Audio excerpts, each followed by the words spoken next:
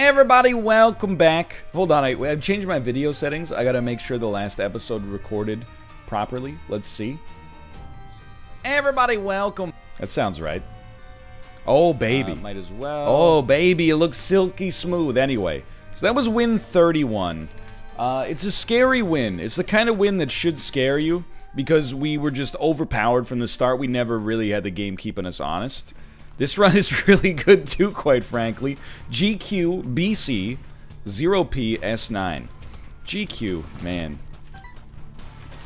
Magazines. You remember magazines? I was having a talk with Chad about magazines recently.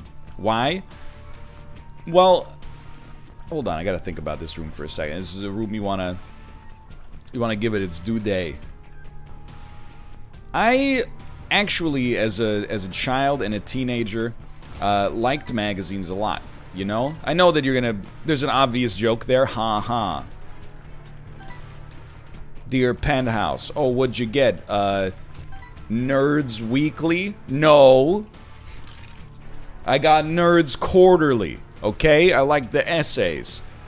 But I was a big magazine fan, you know? Not only did I occasionally, you know, get the really cool gaming magazines, like official PlayStation magazine that came with a demo disc. You know, I had a subscription to Nintendo Power for a while.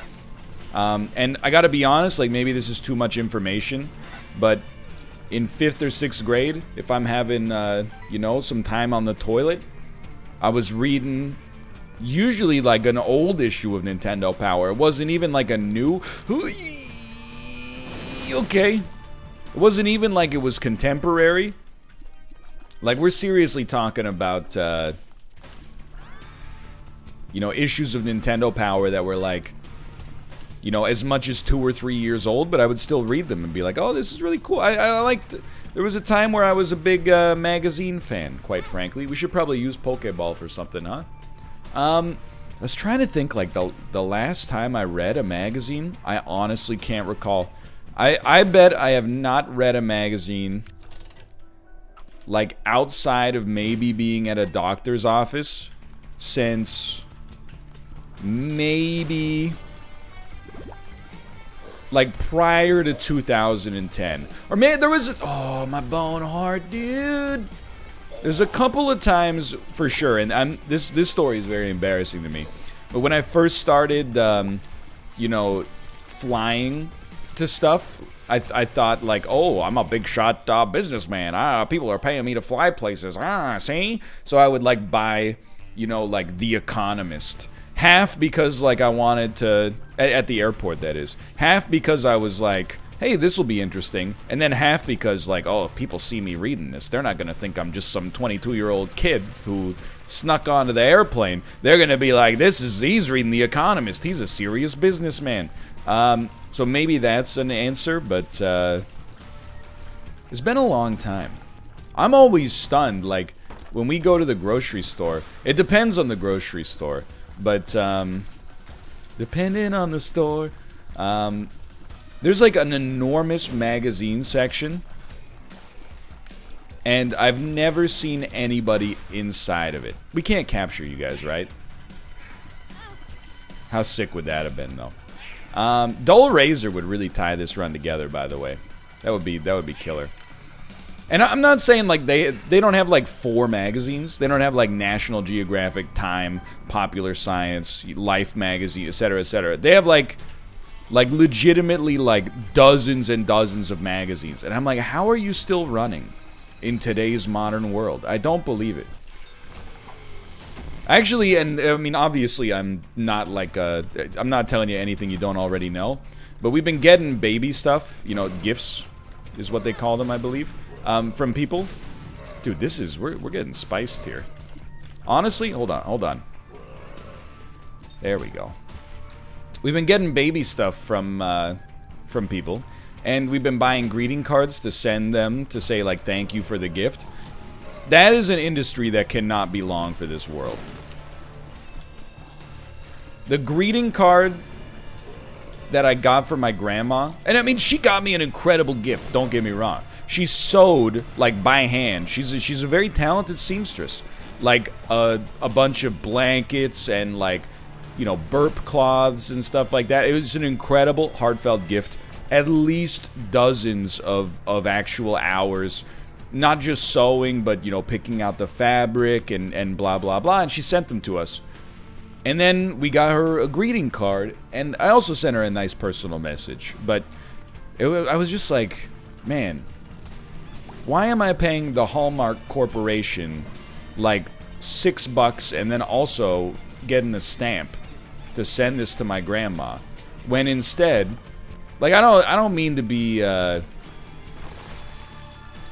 I'm getting them out there. There we go. I don't mean to be rude. I'm not... Okay, stop taking damage. I'm not like, oh, I can't believe I have to spend $6 on my grandma. It's more like, in the future, maybe I could just, like, send her the message that was in the card without buying the card. Because Hallmark didn't do anything, and yet they're getting a big cut of this. Get out of there, dude. They're getting a big cut of this interaction. You know what I mean? Like, I think you could easily gaslight this situation. I screwed that one up pretty bad. I screwed that one up pretty bad. You could be like, oh, his grandma spent so much time on these gifts, and this scumbag doesn't even want to pay like $6. But it's more like, you know, why should I pay $6 to Hallmark to say thank you to my grandma who did a nice thing? If anything, I should give her the $6, but I wouldn't, because it's not even close to being like the proportional, you know, response to that gift. The proportional response is to send a very nice, heartfelt message that is like, oh my god, thank you, these are incredible, we're going to put them to good use. You know what I mean? Why is Hallmark getting a cut of every thank you out there? It doesn't make any darn sense to me. Just doesn't make any darn sense to me. I'm not afraid who knows it. I really think Hallmark has been the benefactor of impersonality for a long time now. What I mean by that is I think that, you know, someone you're very close to, you would just call them or send them maybe like an email or a message on Facebook or a text or a phone call or something, and you'd be like, thank you so much for the gift. But if every time somebody, like an aunt that you haven't spoken to for like 12 years, sends you a gift, all of a sudden Hallmark's like, where's my money? Hey, your dad's uncle, who you haven't seen since you're 11, just sent you a $20 gift certificate to Toys R Us. Time to pay the piper. And I'm like, you didn't do anything. And they're like Leonard Nimoy in that Simpsons Monorail episode. Didn't I? You didn't do anything. Why are you getting a cut? Also, none of the cards are built for... Like, I'm pretty sure the greeting card industry has just accepted that, like, you know, pretty soon they're just done. To be quite frank with you. None of the cards have targeted millennials or younger at all. That, at least at the pharmacy when we went to buy the card. And then secondarily, like every single, like, first off, when I say they don't target millennials or zoomers, what I mean is like none of the cards even make an effort to be anything but like, you know, a boomer joke. Like, you know, they say 40s when you go over the hill. It could be worse. You could be under the ground. Happy birthday. Like every joke is like that, you know?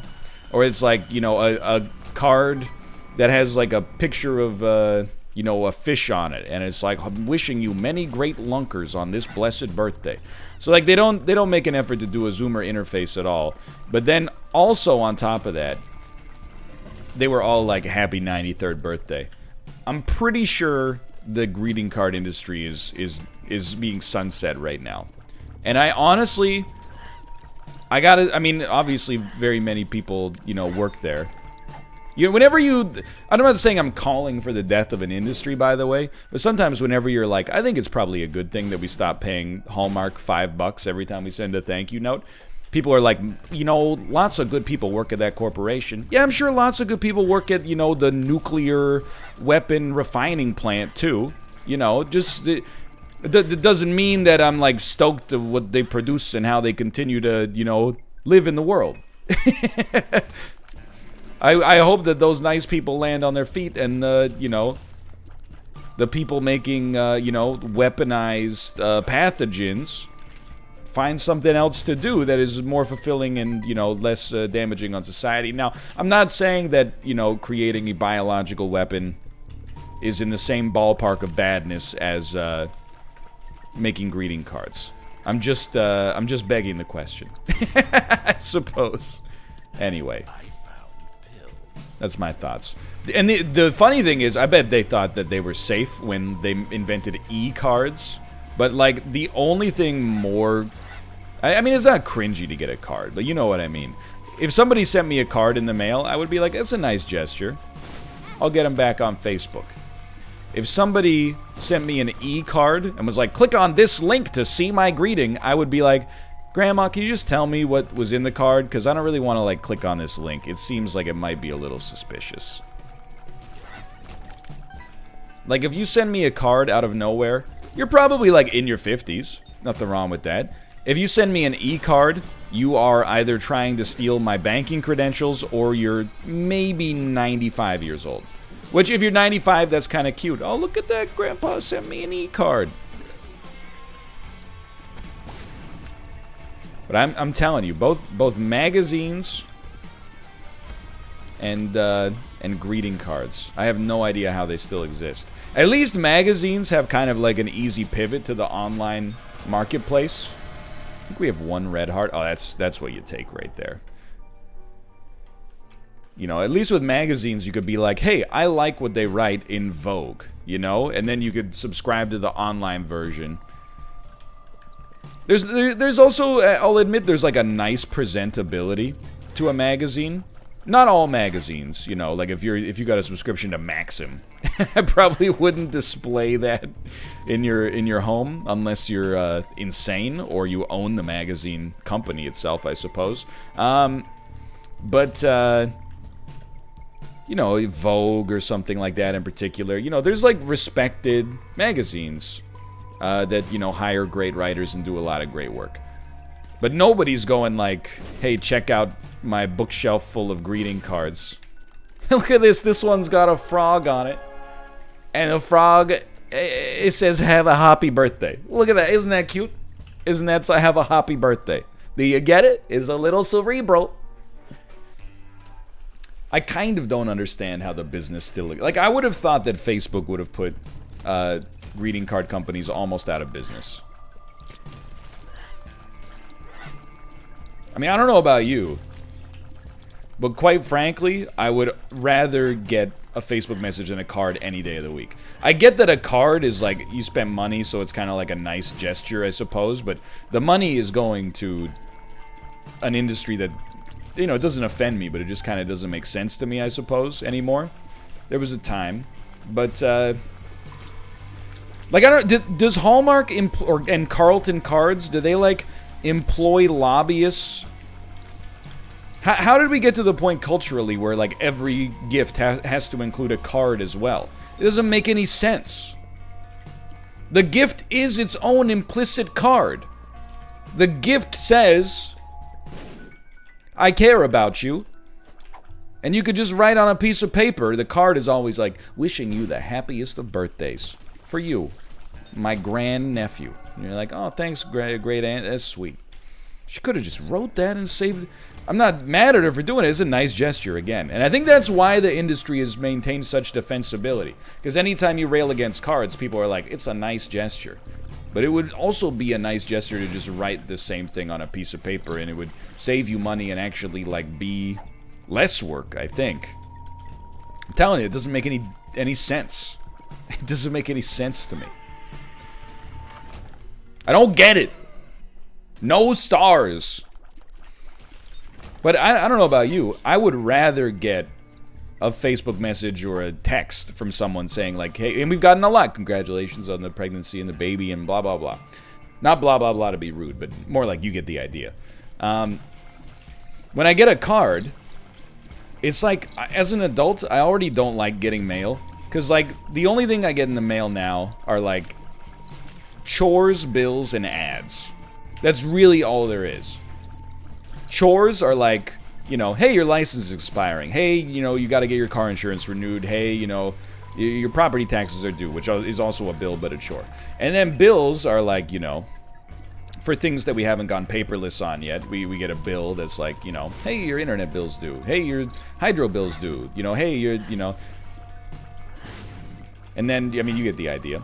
And then the other thing is ads. Hey, you want to drive 45 minutes out of your way to go to a grocery store that has the same prices for everything else because Galen Weston's been fixing the bread prices for 20 years? Nah, it's okay. I'll just go to the one that's close by. So already, like, when I get a letter, I am unpogged. I'm like, ah, crap. What is this one going to want me to do? So to not go through that process, just to get a card with, you know, a willow tree on it that says, like, you know, thinking of you in this interesting time, you know, I'd rather just get a message that says, hey, congratulations. And I go, thank you. But maybe, I don't know. Honestly, I think 10 years ago, people would have been like, you're going in too hard on this bit. I think as you know, the demographics have switched a little bit here, or changed, I should say. Not really switched, but people are going to be like, yeah, go in. Get radicalized. Dismantle Hallmark. Like, when I think back, in my hometown's mall, I don't know if it's still there, there was a Hallmark store and a Carlton Cards store. It's a big mall, but it's not that big, you know? It wasn't like there were 6 stores, but it wasn't like there were 600 either. And they had 2 stores whose only thing they sold was greeting cards in various different configurations, you know? That is insanity to me. But then again, we're talking about a blast from the past because it also had a store that used to sell CDs. Anyway. Everybody rails on gift cards. Like, gift cards for a lot of people are like oh, it's impersonal. I would rather just have the cash because it's like it gives you money that can only be used at one location instead of money that can be used at any location. And it's not like it's any more personal than just giving cash. Like, if you think giving cash is rude, you know, it's not that much more of a stretch to be like, hey, I didn't want to get you cash because, you know, we're family, but I heard you like food, so I got you a gift certificate to this restaurant, you know? But at least, like, when you buy a gift card, and I haven't done so in a long time, but I'm pretty sure when you buy a gift card, if the gift card's like 20 bucks, the gift card costs you like 20 bucks, right? Maybe 21 to pay for the actual physical card itself. At least, you know, you got good yield there. When you buy a greeting card, you're paying for, like, for nothing. You're paying for words. And not even, like, unique words, which you could write for free. You're paying for words that are being used on, like, you know, maybe 7,500 other grandmas this quarter. I don't know, man. Maybe I'm the weird one. I don't think so, though. I think, by the way, this whole conversation has reminded me, I need to talk to my mom. Should talk to my mom this weekend. She's pogging up, because, you know, the birth is approaching, and they're gonna, you know, it seems like at least within Canada, she should be able to fly, you know, taking the necessary precautions, but, you know, it doesn't seem like we're gonna be locked down to an absurd extent in September, October, which is nice, because, I mean, I'll admit that's what we were worried about for sure. But we'll see. We're not out of the woods with respect to that stuff yet by a long shot. Actually, there's actually a there was a COVID outbreak in probably the second largest Vancouver hospital in the neonatal intensive care unit. So, like, where your child goes if there's problems at birth, or they're a little premature, or, you know, for things ranging from, like, relatively routine to very serious. There's a corona outbreak there right now. So, you know, just a reminder that you're not out of the woods. And you gotta stay vigilant. But, you know, I mean, hopefully that clears up without having, you know, like, truly terrible consequences, because those people are already going through a lot. But secondarily, on a selfish level, hopefully it also, you know, whether or not we end up going to that hospital, hopefully it clears up before, you know, the situation becomes dire for us as well. Because I don't even know, like what do you do if you have, like, an outbreak in the maternity ward? Not to laugh at it to make light, but I'm like, when people come in and they're in labor, are you like, please go to a different hospital, this one's got problems? Like, I honestly don't know. But again, you know, hopefully it's not something that's gonna be relevant for us, I hope. But yeah, my mom, she wants to talk. I don't know why I'm giving you that information as if it's relevant for you, but it's a good reminder. We don't need to send each other greeting cards.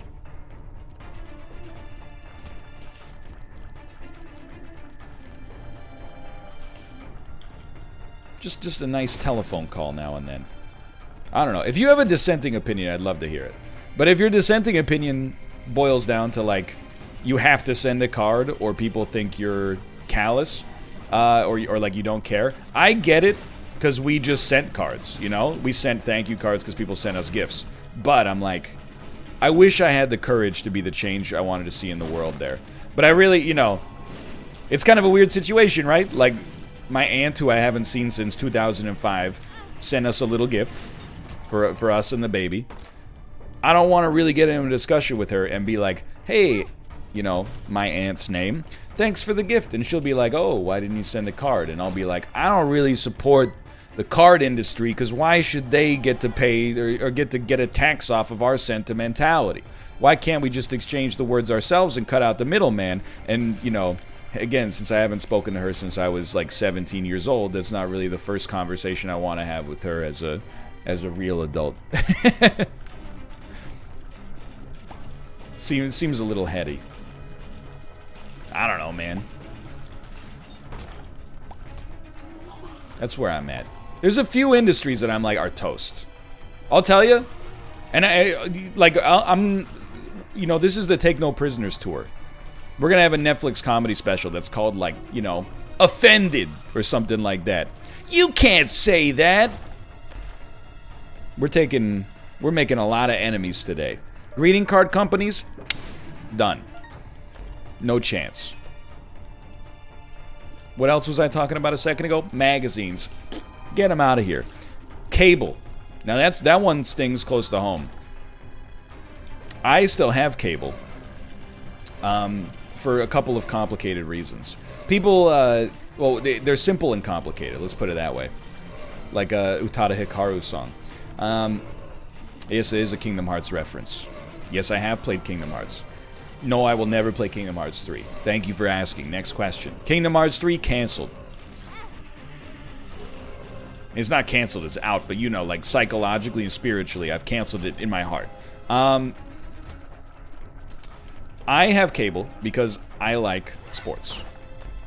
I like to watch the Canucks games live when they're playing.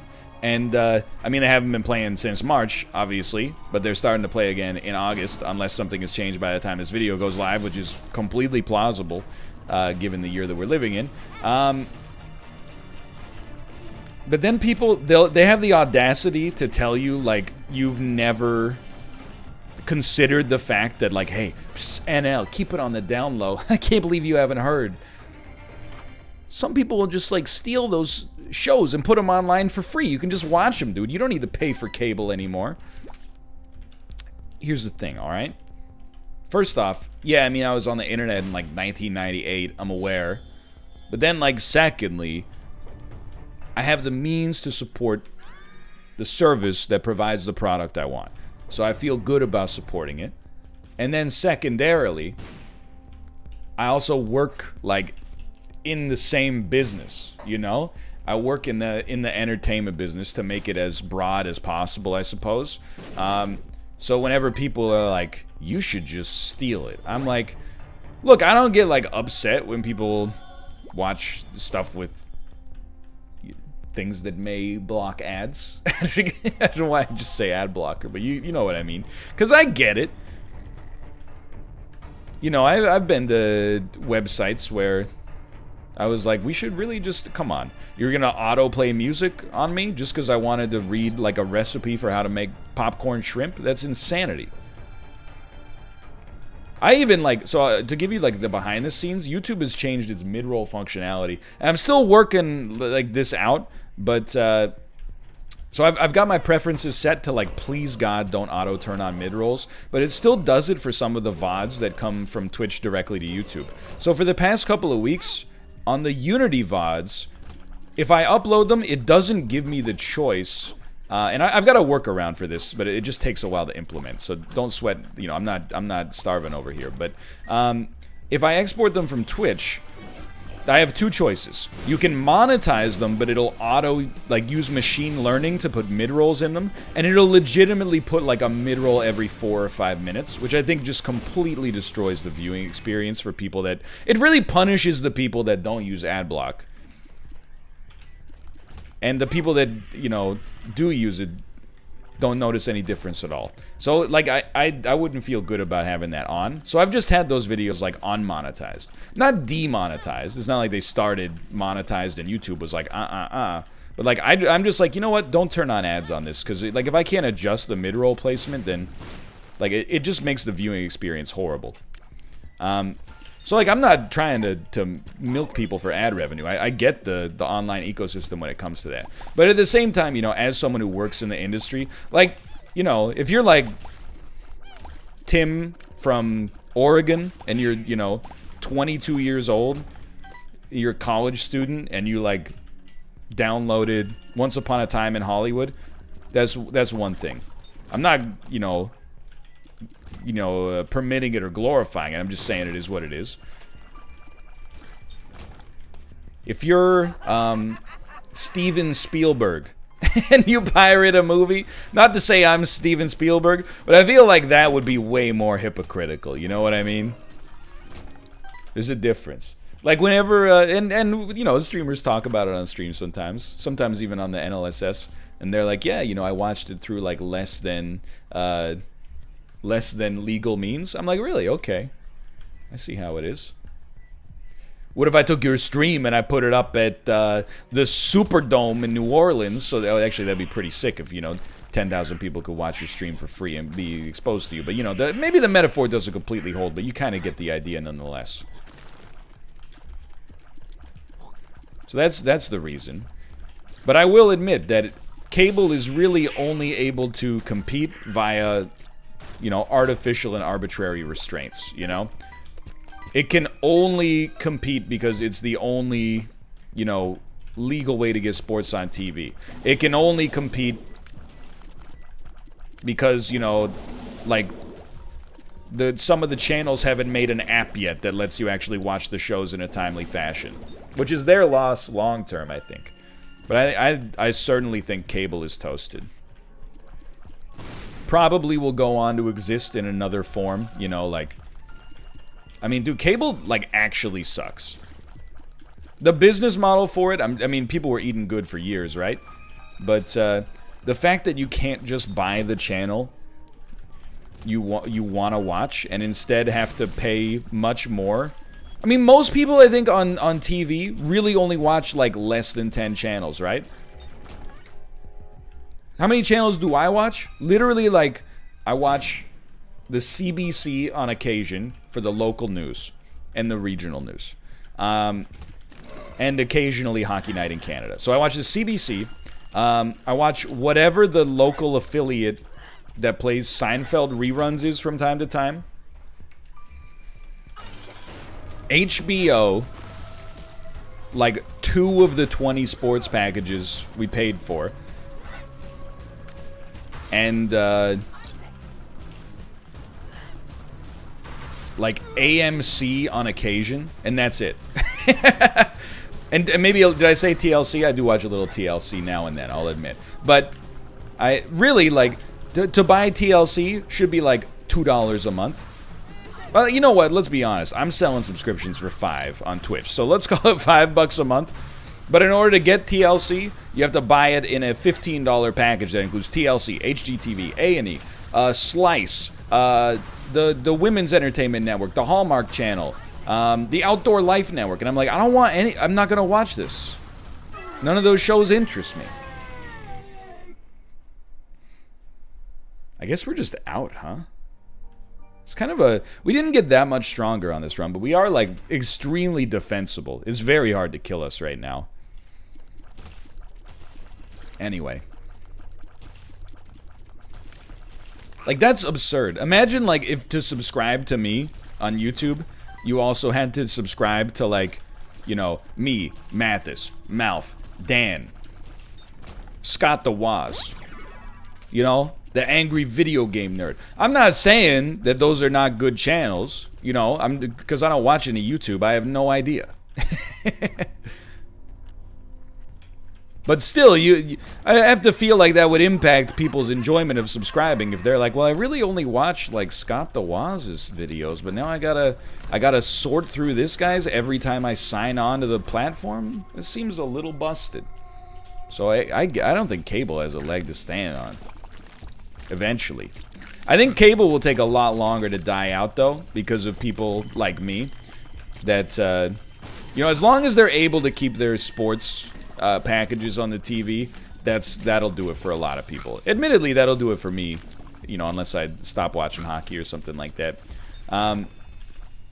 Or alternatively, I could buy, you know, the Center Ice, NHL Game Center, Game Pass, or whatever, but I've always heard that those are not particularly good yet, but maybe, you know, presumably before too long they're gonna figure it out.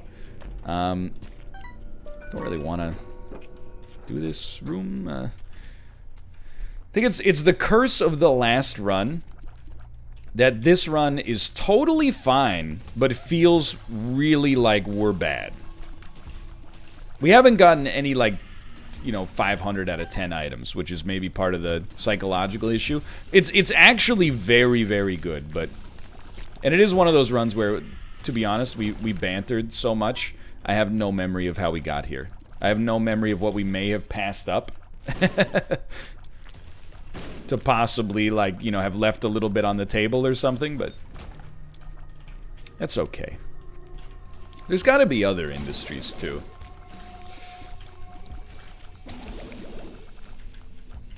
Trying to think. Like, I really think, like, the car industry is going to be in for some interesting times. I'm not a business analyst, by the way. This is just my hunch. Like, I think my generation is 50-50 on self-driving cars. Online, the discourse is much more positive, for sure.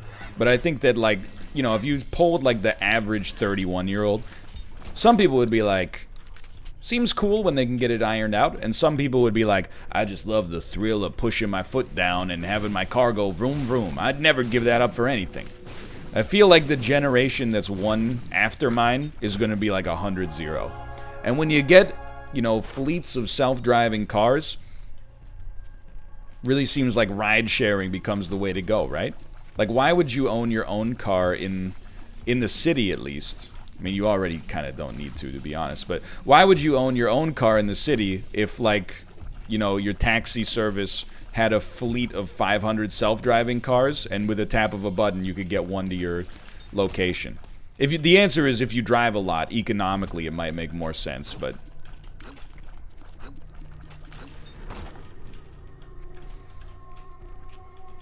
But that's, you know, that's pretty much where I'm at. I don't know about the movie business. The movies are in kind of a weird spot because of the virus as well, but, like, I'm also, like, you know, I still go off on this rant all the time. Now the discourse has changed, like, that there's so many online video services that it's like, you know, how am I supposed to pay for HBO and Netflix and Hulu and this and this every month? Well, like... Don't take this the wrong way. You're not supposed to pay for them all every month. That would be sick, though, like if they just had them all be for free. But the thing is, you're coming from the perspective of, like, when Netflix just got it all. Which was great if you were a consumer, but probably not that great if you sold your movie to Netflix for, like, you know, peanuts, and then they got a ton of views off of it, and you're like, I could just be doing my own thing right now. And making out like a bandit, right? But I trust me, I do understand. But, you know, when I was, like, 20, if you wanted to watch a movie, things were, you know, we weren't spoiled. We were starving back then. You could go see the movie at the theater. Okay, now that it's not in the theaters, what do? Well, wait an arbitrary length of time until the poster at the video rental store says coming soon. And then you go, oh, we got a tinted rock we should definitely get. It's not going to be small rock. Okay, well, we will just leave then. I don't know why I was trying to blow up nothing up there. And then you're like, ooh, coming soon on July 21st, the League of Extraordinary Gentlemen's coming out. Let's go. I've been waiting for that forever. By the way, it sucked.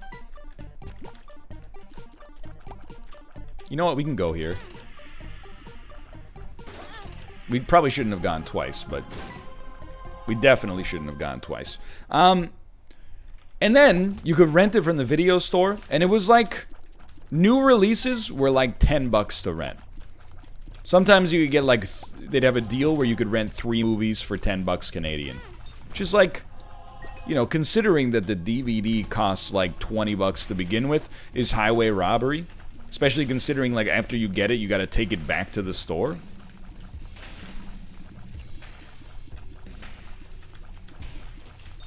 We've come a long way. That's not to say it couldn't be better. Like, I'm cheesed off, dude. I want to watch that new Andy Samberg movie, Palm Springs, which I hear is a delightful Groundhog-esque tale of, you know, what it means to be a young adult. However, I can't watch it because it's on Hulu. And here's the kicker. They don't even have Hulu here. There's no way to watch it at all. Now, other countries get screwed way more than Canada gets screwed. But still.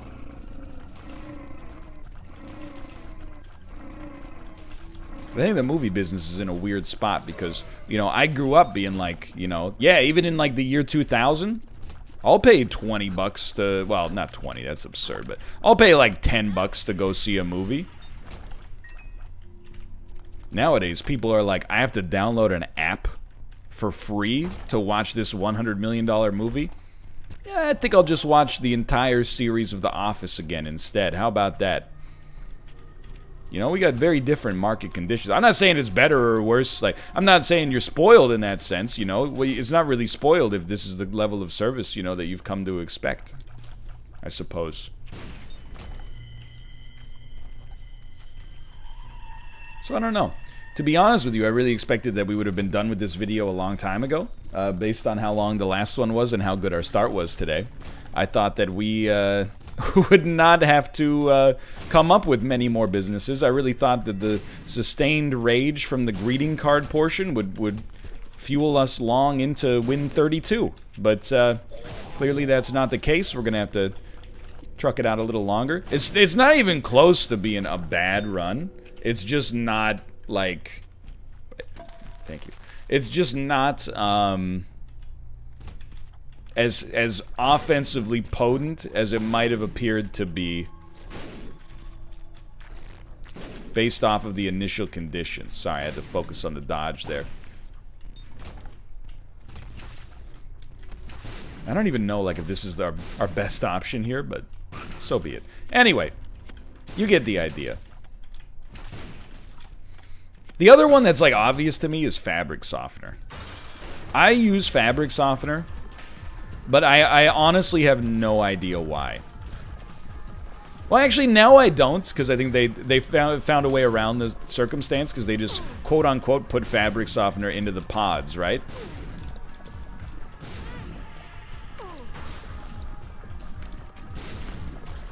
But even, like, before that, I was using fabric softener. And I was like, I don't even understand why I'm using this. What do you mean it softens the fabric? Like, I've never worn a shirt and been like, oh, this fabric is too hard for my skin. And then secondarily, whenever you call that out, fabric softener defenders log on. And they go, yeah, but it makes things smell nice. Yeah, but isn't that like what the detergent does too? And the dryer sheet in the dryer? Like, how many laundry products specifically are designed to just make clothes smell nice? And how many of them do we need in every circumstance? Oh, the dryer sheet's not for that. The dryer sheet is to avoid static cling. That's not a real thing, okay?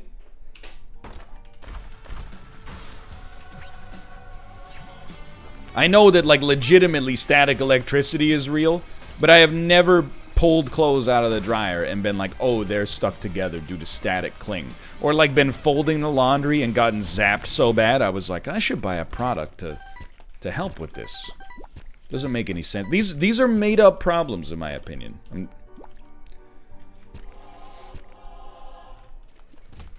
Maybe we're going a little hard on that one. Won't somebody think of Procter & Gamble? Their stock just fell by 1/8 of an eighth of a point. Doubt it. I'm begging you though, Isaac. This from me to you. Mano e gamo. I'm begging you. Give me some offensive potency, please. I forgot how to say the word. Give me some offensive potency, please. It's a good run. You've done great for me. You've done me right in this one. But like, if you could just find it in your heart to give me just like a little bit more, then we'd be talking. Then we'd be off to the races. Hey! I don't even know if we should take those at this point. Hey, I need some of this, maybe.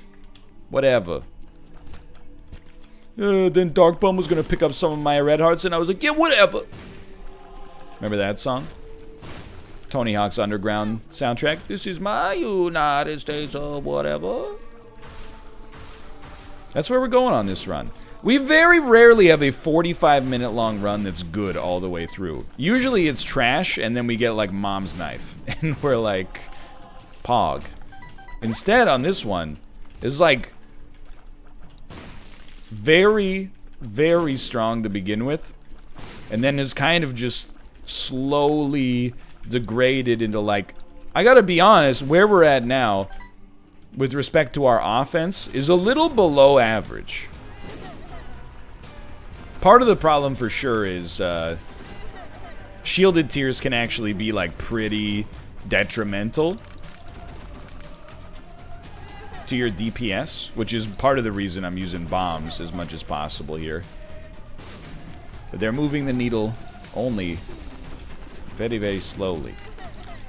3.78 luck. I'm trying to gauge. Oh my lord, dude. Trying to gauge where I'll be on the chest, what I should be expecting, what I should feel entitled to. And I would say like 3.78 luck. You're looking at maybe like a chest every 4 or 5 rooms. It's not insignificant. Stop shooting. I had to deviate a little bit there. Bro. Okay, so I gotta be honest, this is a highly unexpected. I'm not really, like, sweating it too much. But I'm starting to get to the point where I could sweat it. You know what I mean? Oh, okay, now we should just relax. We can go back for these red hearts. We can pick them up. We can let Dark Bum pick up the remainder. But we're taking a little bit more damage than is prudent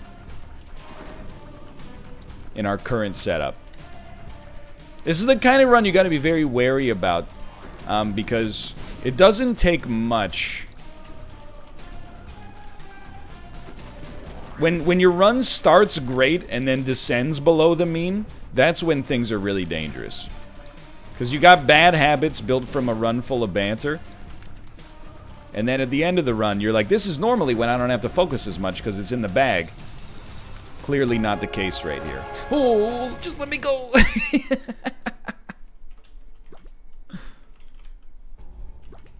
That was frightening. I thought we were about to get sucked down into the void. Thank you, thank you. We got a little refund there. I can live with that. Hey. Lots of useful rooms. That ain't one of them. Alright, alright. So we gotta be doing okay. Oh my god. They let us walk through the portal. Thank god. Alright, HP is fine. The bombs are nice. Actually, like, Seraphim is pretty nice. Scorpio's okay. And learn your lesson. You know, impatience is probably my #1 cause of death. Now, that's only like an underlying cause of death. The real cause of death in most circumstances is like, you know, bullet poisoning. But I can't deny that impatience underlies a lot of that. Go ahead, go ahead, go ahead. Ooh, you blew up, dummy. Okay. Hey, why'd you run so fast? Making it difficult to get in there. That's all right, that's all right.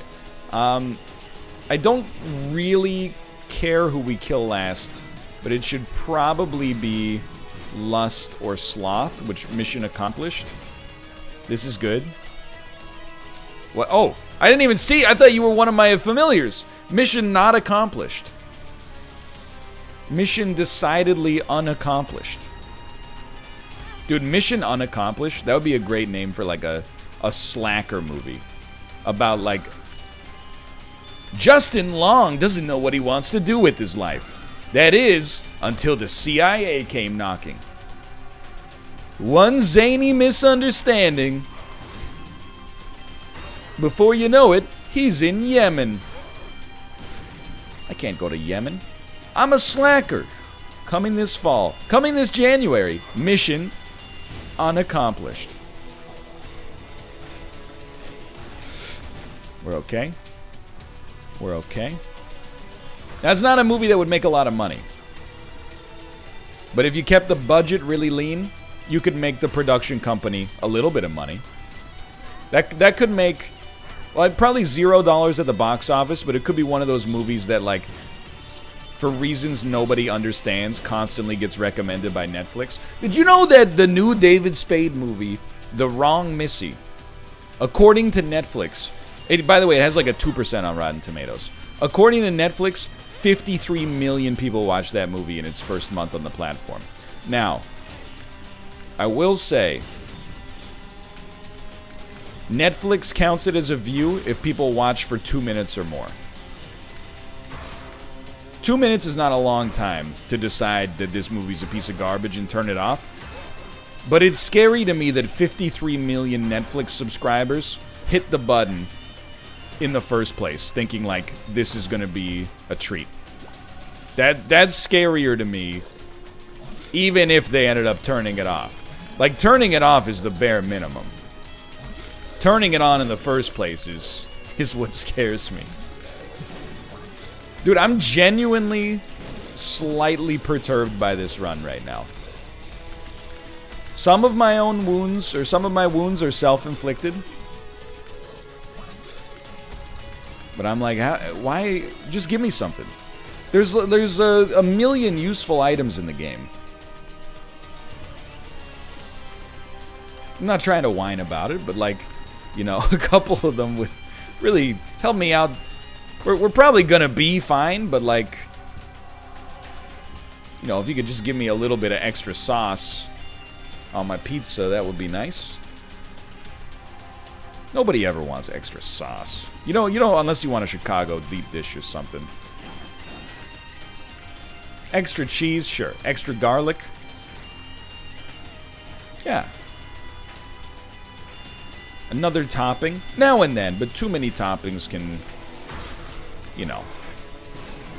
You want to be able to, I'm trying to, it's kind of a weird discussion. I told this story on the NLSS, though, recently. One time, I was at my friend's place in college, and we found a pizza place that, you know, it was a normal pizza place, but they also had a sale where you could get as many toppings as you want for, like, X price. And it was expensive. It wasn't, like, the price of a pepperoni pizza.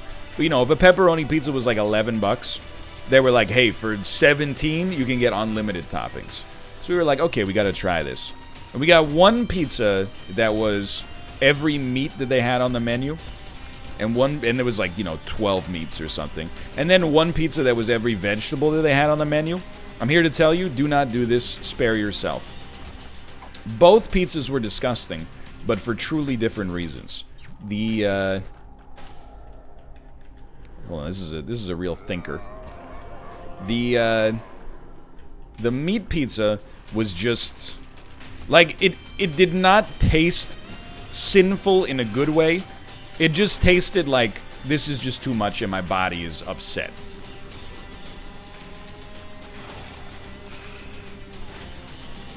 You know, like, I really think, like, 1 or 2 cured Italian meats is the way to go for a pizza. It's not good for you, but you get a little taste of the salt, you know? It's nice. A little peppery, a little tangy, a little meaty. Please. Okay, next time. But like ground beef, sausage, spicy sausage, bacon. You know, there's just too many. And every slice was probably like 800 calories. Maybe legitimately 800 calories.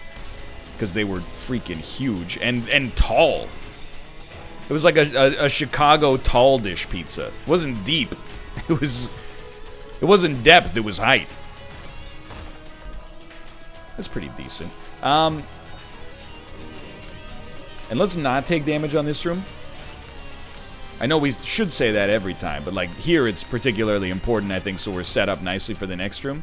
Come on. Yeah. Okay, 1 spider. I'll take it.